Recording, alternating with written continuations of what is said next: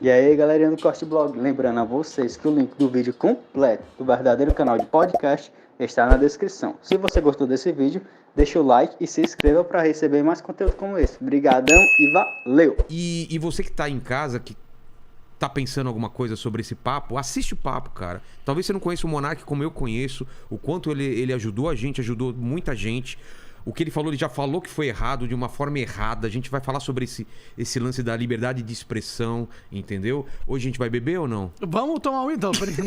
Não vai rolar. Vamos beber hoje, porque teve essa também, né? Porque no dia ele tinha bebido um pouco demais. Então, você que tá aí agora hateando e tal, eu gostaria que você tivesse um pouquinho, cara, se você gosta do programa, gosta do meu trabalho, assista o papo, cara. Você vai ver que a gente vai trocar uma ideia muito legal, muito profunda sobre liberdade de expressão, sobre o que aconteceu, sobre os desdobramentos, o que pode acontecer, o que aconteceu com ele pode acontecer com outras pessoas por coisas até mais leves, mais supérfluas, pode ser qualquer coisa. Um governo, né, a partir desse controle, pode começar a censurar por qualquer coisa. Eu não quero que você fale isso. Fala isso.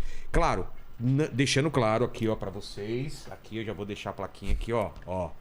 Não é? Claro. Tá de acordo? Deixa eu segurar ela um pouquinho pra ver se eu ganho uma tá vendo? imunidade Pronto. parlamentar. É horrível, tá? É errado, entendeu? Hitler é um filho da puta. Dito isso, vamos ao papo. Monark, desculpa se repetir algumas coisas que a gente falou lá no seu podcast, foi muito legal, mas é que aqui você sabe, é outra bolha, outro negócio. Claro. Mas o que eu queria deixar pro pessoal assim, cara, que eu fiquei muito preocupado contigo, muito preocupado nas primeiras horas, nos primeiros dias, e eu não consigo, por mais que você tenha me falado, eu não consigo me colocar no seu lugar do que você passou, cara. Eu queria que você desse pra gente, numa linha temporal, desde aquele podcast e à noite, o que aconteceu no dia seguinte, onde o mundo caiu na sua cabeça, relacionamento com a família, o que a família, os amigos, não sei o quê. Dar o contexto do que estava acontecendo e as horas e os dias seguintes.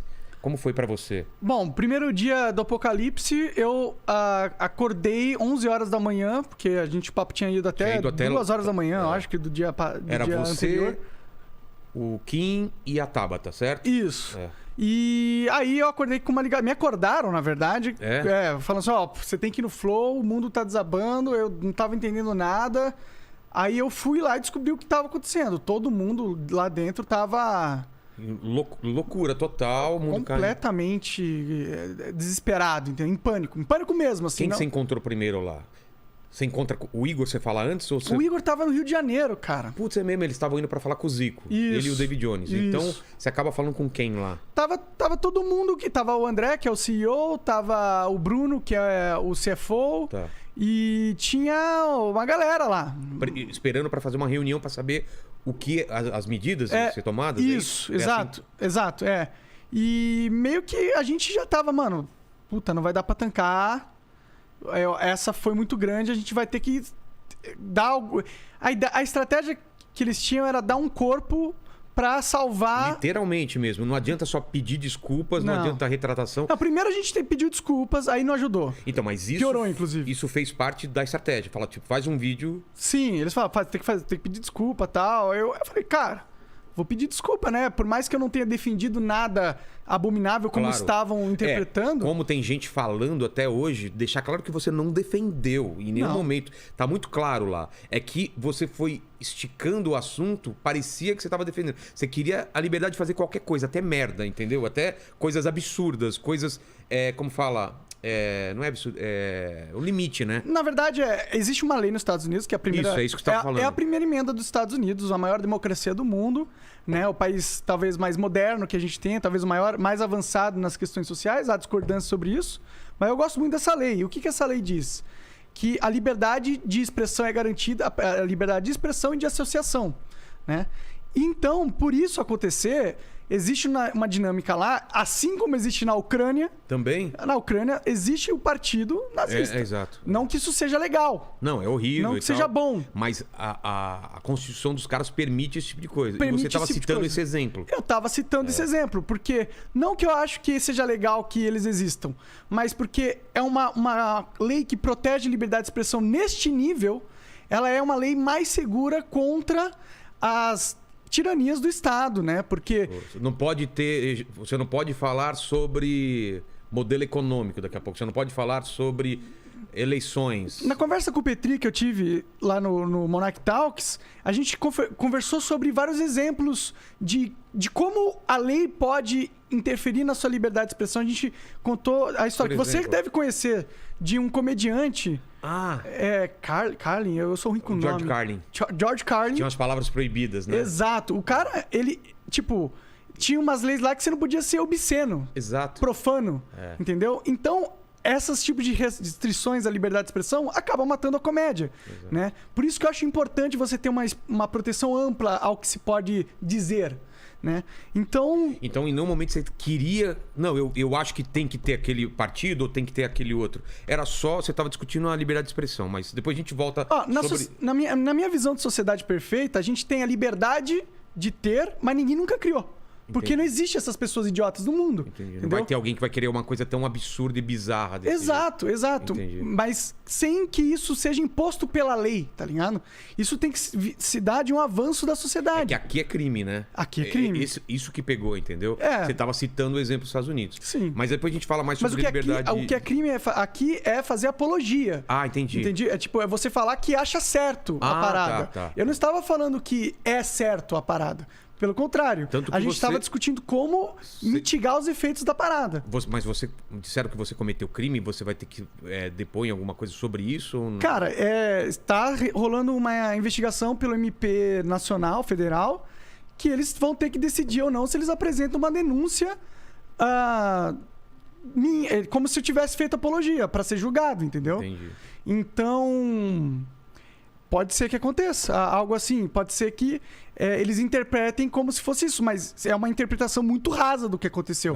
Porque alguns segundos depois e antes daquela fase, eu falo que nazismo é do demônio, eu falo que nazismo é errado pra caralho, que só gente idiota pensa isso. E então, tá claro ali na mídia que eu não estou fazendo apologia à parada. Eu estou contemplando uma visão de liberdade de expressão que é a mesma dos Estados Unidos, da América, que foi... teve uma época que os ministros dos Supremos nos Estados Unidos, eles tiveram que votar se essa lei ia continuar ou não. E eles votaram para que continuasse da forma com que está escrito na Constituição. Então, o que eu estava defendendo não era nada fora do planeta Terra, entendeu? Ele era algo que é uma realidade que existe na maior democracia do mundo. É a mesma coisa que você fala assim, você não pode fazer piada sobre estupro, ou não pode fazer piada sobre ou não machismo. Pode ter um cara que é pedófilo vilão num filme. Exatamente. Você não tá falando que o estupro é certo. Você só não quer que isso saia do controle, que você não pode simplesmente nem falar. Eu não posso discutir sobre isso. Exato. Eu não posso fazer piadas onde eu falo que isso é errado. Eu simplesmente não posso mais falar. Eu entendi muito a sua... Tanto que você me falou lá no seu programa que vocês... Terminou o programa, vocês não ficaram apavorados com o que poderia acontecer. Não. Foi normal. Tava todo mundo rindo, feliz. A Tabata, inclusive. Tiraram foto, até eu vi. Foi todo mundo sorrindo, todo mundo legal. Porque a gente entendeu todo o contexto da coisa. O contexto da coisa nunca foi defender essa merda. O contexto da coisa era liberdade de expressão. E tava também passando por uma parte de que porque queriam que fossem banidos livros falando sobre nazismo, entendeu? E eu não sou a favor disso, porque as pessoas têm que entender o que é justamente para evitar. E como que ela vai ler? Como que ela vai entender? Né? Quem não conhece a história tá fadado a repetir, né? Exato. Então, os erros que aconteceram, né? Então é exatamente isso que as pessoas estão propondo e que eu sou contra. Eu não acho que a gente mata um assunto fingindo que ele não existe. Jogando para baixo do tapete. Sim. Existe o problema, existe gente que acha isso que legal, pensa isso. E a gente tinha que ver quem é. Exatamente. Na minha opinião. Exatamente. Tinha que ver quem é para justamente saber como lidar. Exato. Para evitar ou corrigir. Mas a sociedade não quer pensar sobre isso. E fazer com que isso não aconteça de novo. Exato. Concorda? Concordo. Então vamos lá. Aí no dia seguinte, então, o primeiro papo foi tipo, faz um pedido de desculpa e isso só atiçou ainda mais ainda a turba. Quer dizer, eu acho que o pedido de desculpa piorou ainda, né? Piorou a situação. Porque teve o papo que você falou que tava bêbado, e a galera falou, então quando tá bêbado, não sei o quê. Sendo que eu nunca tava defendendo o não sei o quê. Eu tava bêbado e, portanto, eu não consegui me expressar da melhor forma, porque não sei se vocês já beberam, Mas quando você bebe muito, a língua enrola, os pensamentos ficam desconexos. Fica uma lição também para essa nova fase sua Sim. de trocar ideia sobre, porque senão você não consegue nem argumentar às vezes. Claro, né? com certeza. Ainda mais porque lá você tinha o suporte do Igor e agora é você sozinho, né? Se você sair do assunto e ficar bebaço bêbado, no meio do esquece, podcast. acabou o papo, entendeu? Eu acho que dá pra rolar, entendeu? Em Não, momentos... já rolou aqui. Exato. Eu e o Cossielo, a gente ficou 8 horas aqui bêbado, Sim. mas aí o chat participava. Mas não era falando sobre política Não, com deputados federais, Não, entendeu? era falando sobre o carro do Batman, sabe essas coisas assim? Sim. Que era o Renegade, aquelas coisas. Aí tudo bem. Aí né? dá.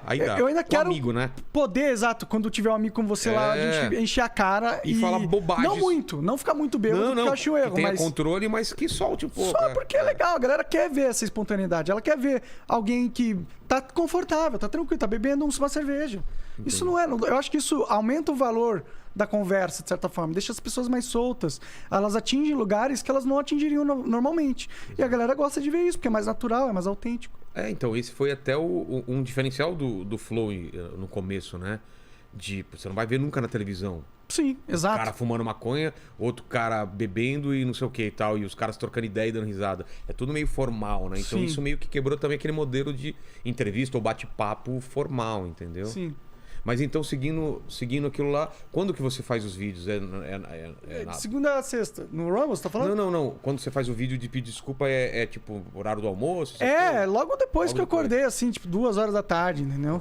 E aí só foi piorando. E você trocou ideia com o Igor sobre isso? E ele Toquei, falava o Igor quê? tava arrasado, né? Tava todo mundo. Tipo, porque eles estavam lá, eles sentiram lá na pele o cancelamento do tipo, Zico Caiu fala. na hora, Fala assim, ó, cara, nada contra, mas não vai dar pra rolar agora. O mundo tá caindo na cabeça de vocês. E se eu ficar com vocês, vai cair na minha cabeça também, entendeu? Então, esse sentimento afetou todo mundo.